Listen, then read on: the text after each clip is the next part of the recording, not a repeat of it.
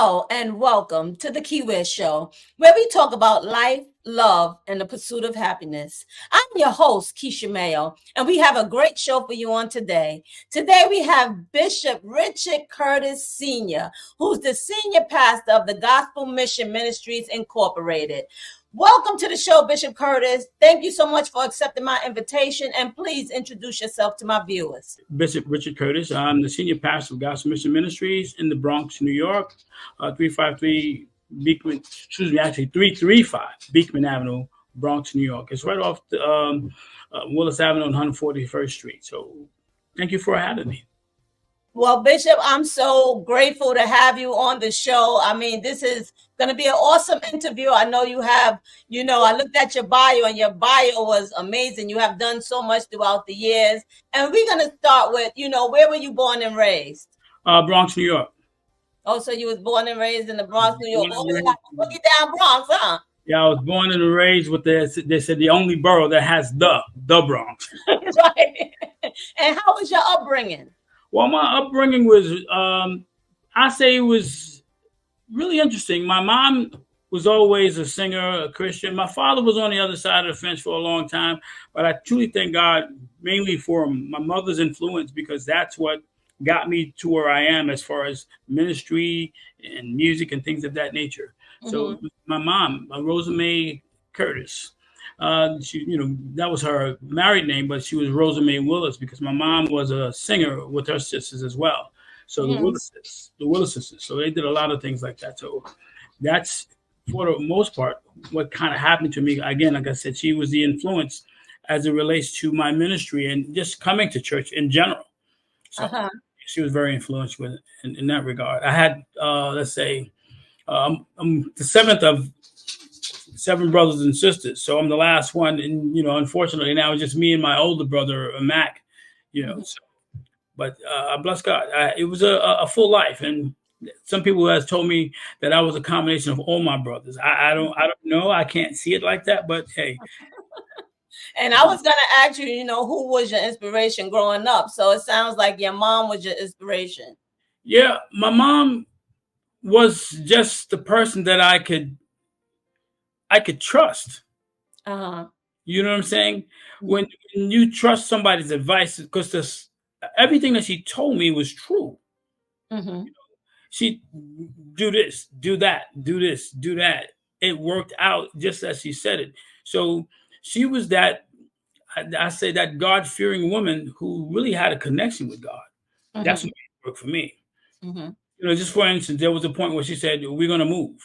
I wasn't really praising God, like, I wasn't in church, but right. Said, praise God, we're going to move. Praise God. I just went through the motions, and then next, it came to pass. And then she told us that again. But the second time it was, and there's a lot of things that she told us, but the second time she told us, I was more full of faith, because she said, "You said it before." You understand? So she was that person that who really just kept her word, and I can trust. That's what meant so much to me, particularly in a time where there's so many people you couldn't. Right. Now, Bishop, at what age did you get saved? About 16. 16 years old. Yeah. And at what time did you know God called you to preach? Not too long after that, because I was on a prayer line one day and I was handed a Bible and I was commissioned to preach. Yeah, so it was not about, it wasn't too long after that. Wow. It's not something that I was trying to be, though. Trust me. You was running from it, huh? Well, sort of, kind of, because ministry, at least from the way I understood it, it was a great responsibility. Yeah. And people hold you up to standards and things like that. So, and also my mom was a pastor. So being a pastor's child, there was always somebody that was trying to look at you saying that you have to be perfect. You have to be a certain way. So it was one of those things that it's sort of like seemed like taboo, because people always compare themselves to you. Like, for instance, I remember I was a kid and we was in a church, well, actually in a dining area. And back then I was athletic. I used to walk on my hands. And I could walk the whole dining room on my hands and back and not fall. And I was sitting down and somebody else tried it and they fell. And somebody came on the other side. This was actually during church service. Right? Wow. Somebody came on the other side. And they are laying on the floor and pointing to me. Ricky did it too, but I was sitting down, you know. But I'm just saying, being a pastor's kid sometimes carries unwarranted responsibility, but it's something that you grow up with being a PK. So even with that pressure, at what age did you realize, well, you know what, I just have to accept the calling that God put on my life? Well, let's say, for instance, I was in ministry. I didn't really like being called Minister Curtis. Let me just be frankly honest, because again, but there was a point when uh, life wasn't. It just felt like more pressure on me than not, if that makes sense. Mm-hmm. I wanted to be a businessman. You know, really, like I want to go into business. I want to be in corporate America, put my name on the office and something like that. You know what I'm saying? I, Uh-huh. that's what I was striving for. And so every place that I went, you know, I would start to excel, and then I felt the move to leave. You know, it was just like, God, what is this? And it was just this pressure. But when I actually accepted the call, because that's what my mom was saying, I want you to be assistant pastor. Mm-hmm. When I accepted that,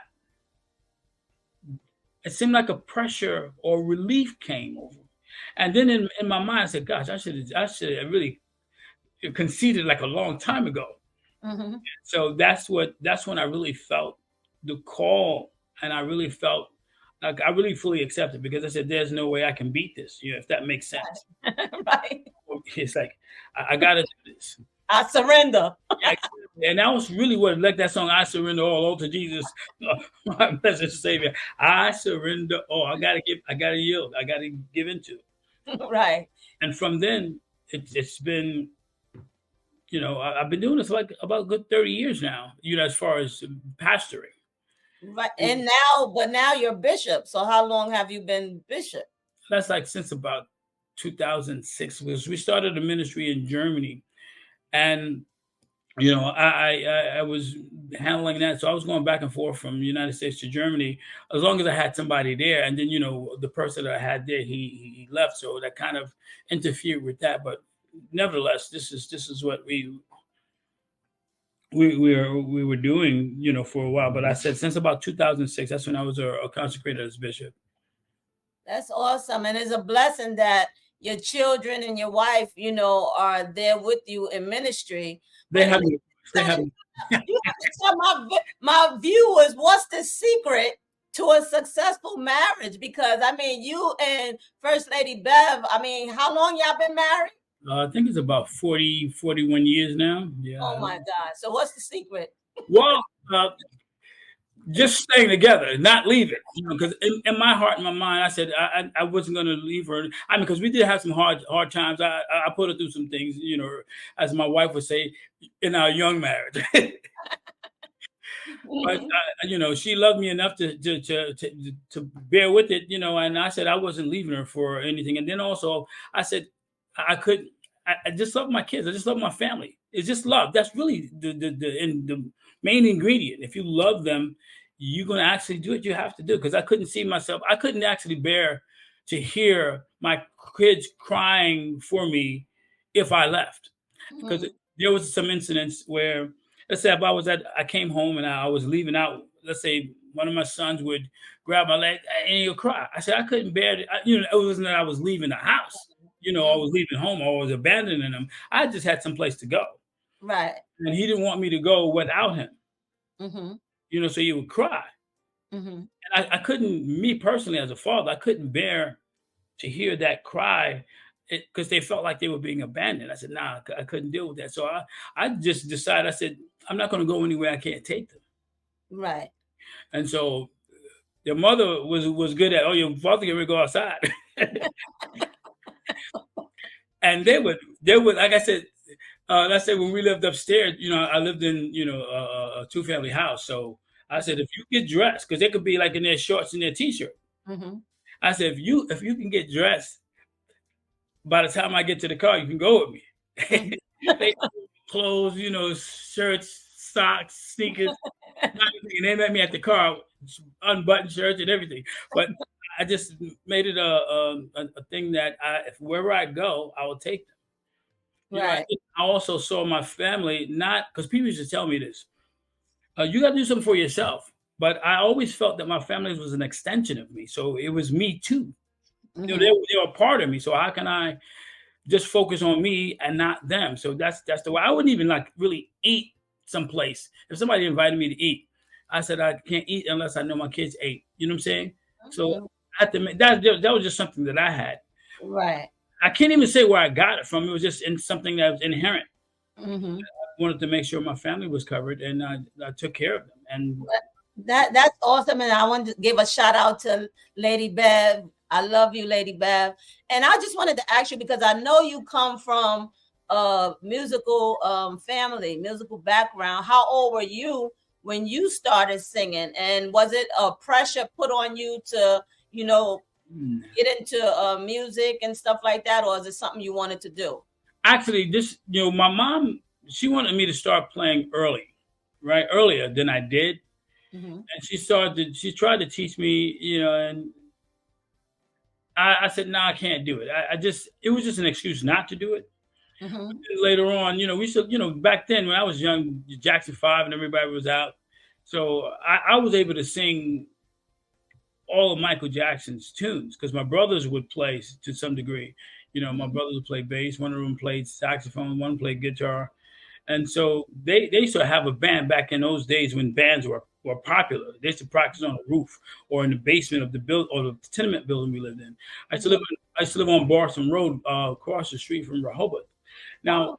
what kind of started me was that my sister and AJ Swindell's father, Professor Swindell, my Uh-huh. sister used to sing with him a lot.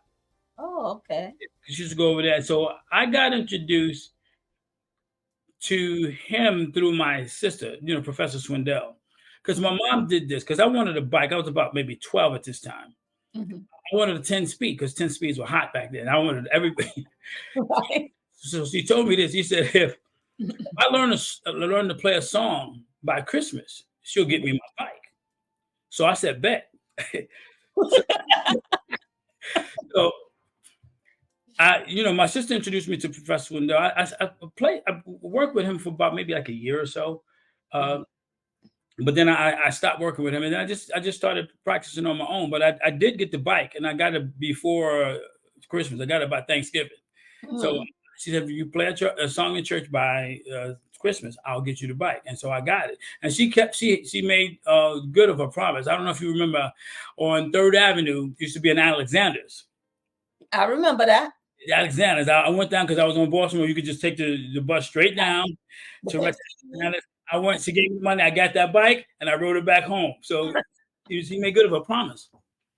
Right. And that's a blessing because I mean your whole family is just I mean, even your wife sings, Yeah. and children, I mean, they sing, they all play an instrument. What made you start the talented Richard Curtis singers? Well, back when they were little kids, like preschool, they used to listen to commercials on television, and they would learn all the commercials. I said, "Dad, it's the first time I heard this commercial," and they could sing it. And then I had rented a tape from you remember the video stores back in the day. Yeah. I had rented a tape of the Winans. It was one of their concerts, Mm-hmm. and I was playing it a lot. And then my mom found the brand new tape, and I think it was Woolworths. It was, Woolworths used to be on like 170th Street. Uh-huh. Yeah, so she found the brand, so she brought a brand new tape, and these kids, I promise you, they listened. We didn't watch regular TV because they watched the tape so much. So they were imitating Winans. Obviously Junior was Marvin, and Ray was everybody else.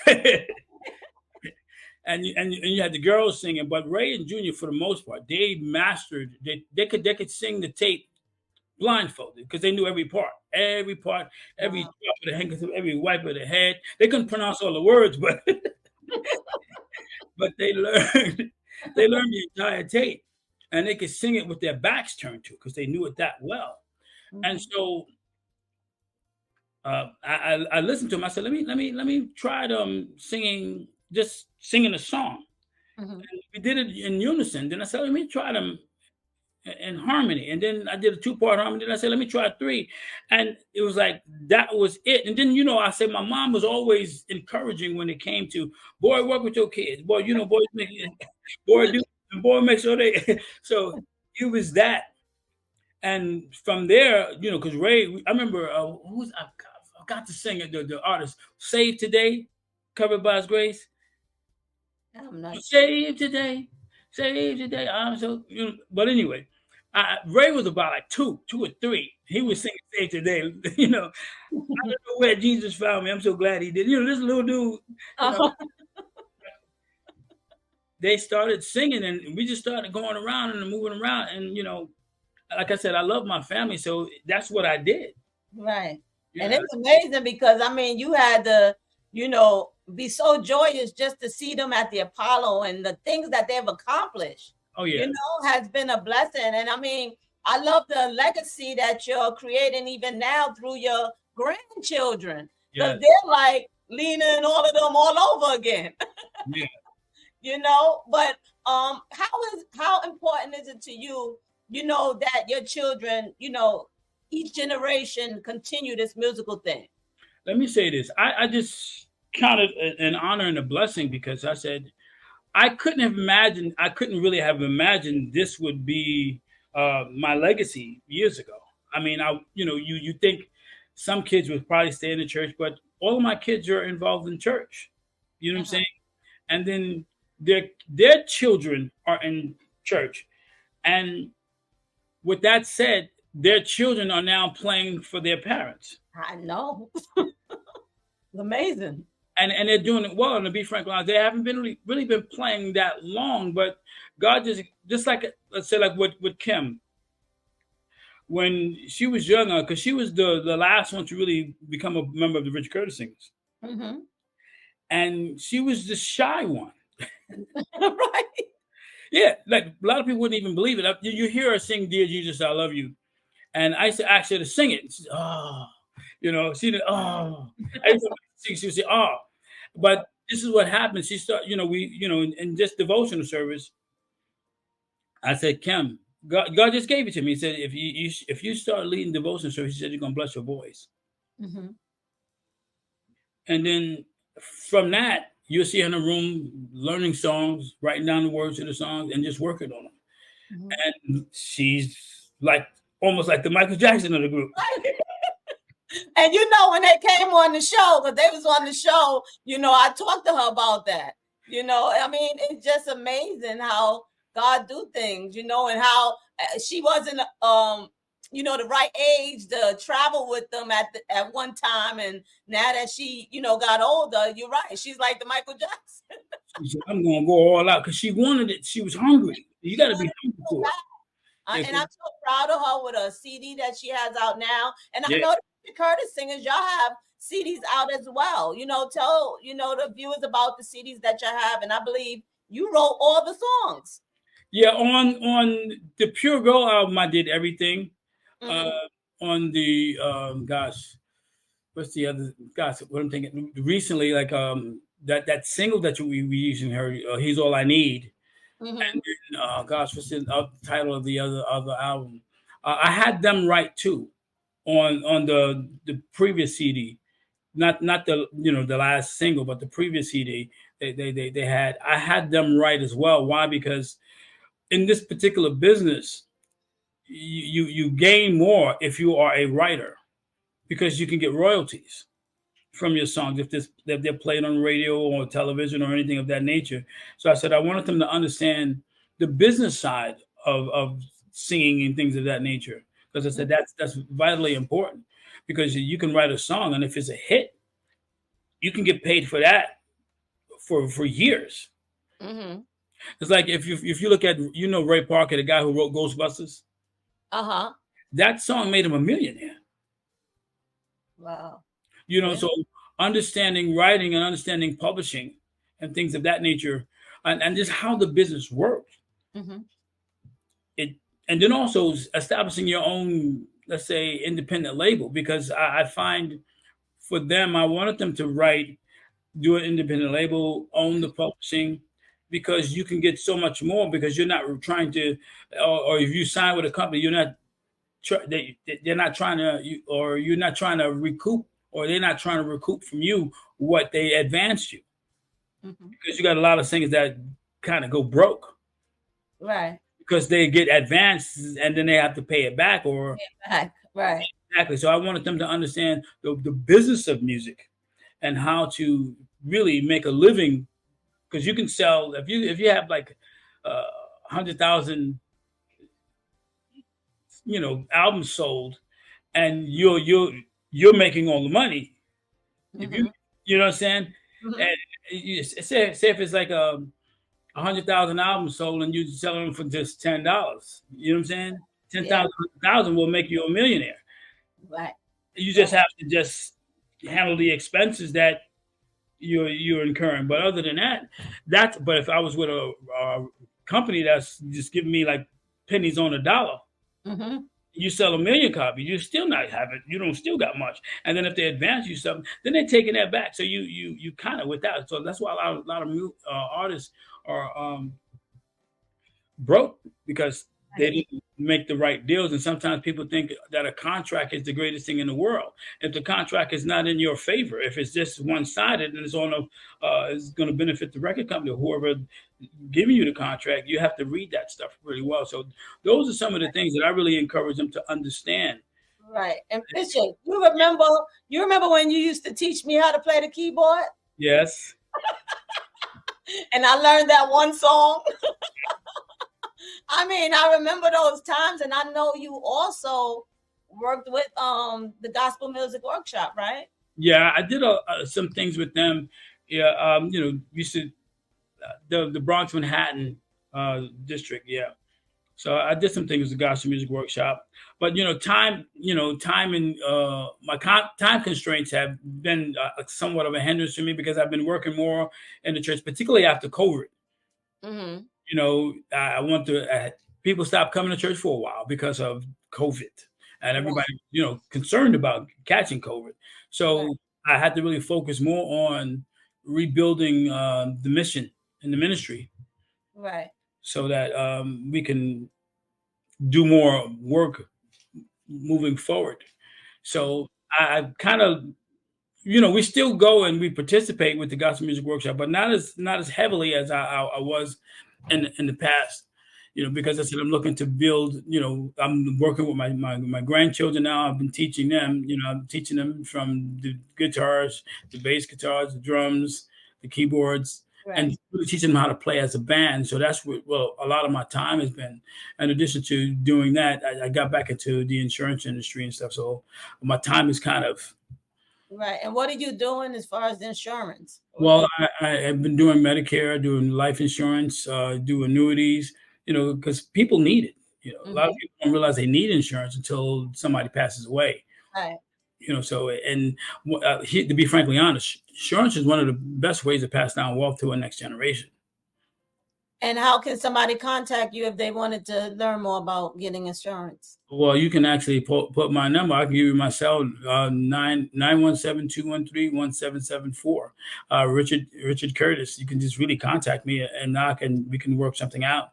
Because people just need to understand how it benefits them. Right. And you're also a Christian counselor as well, right? Yes, yeah. So I'm at Gospel Mission. You can just come to church. We on 335 Beekman Avenue. Mm-hmm. New York 10454. It's Gospel Mission Ministries, and we occupy the second story of that church building on Beekman Avenue. Yeah. Right. And do you have any plans of doing another CD with the Richard Curtis singers? And do you have plans of doing, a CD one day with your grandchildren? Absolutely.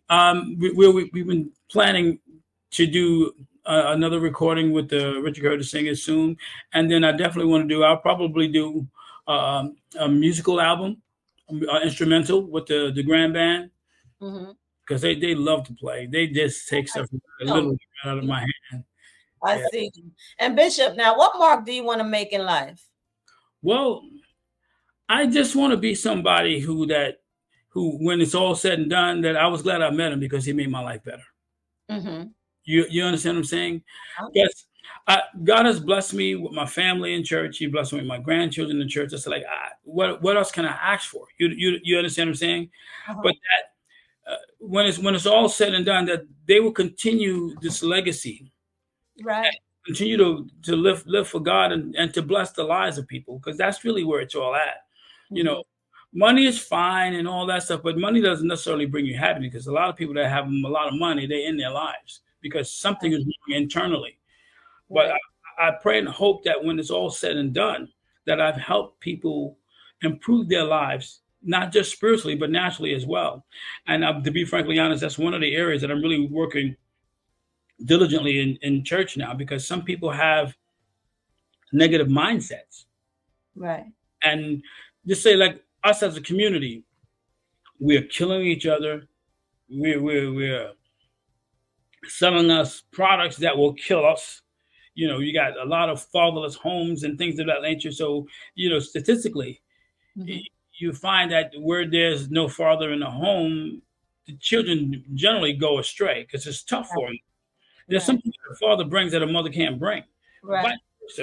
But they say statistically, where there are fatherless homes, the children just go haywire. And that's not every single parent, but it's the majority.